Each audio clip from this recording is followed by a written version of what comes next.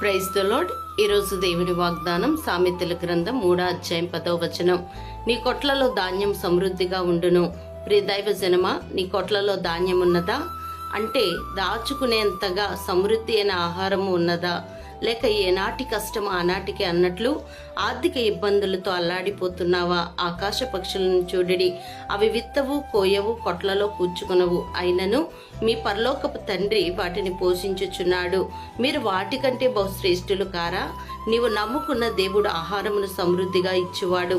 నీ కొట్లలోనూ నీవు చేయు ప్రయత్నములన్నిటిలోనూ నీకు దీవెన కలుగునట్లు నీ దేవుడు ఆజ్ఞాపించును.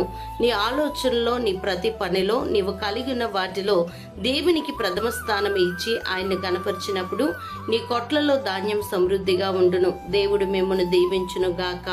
ఆమేన్.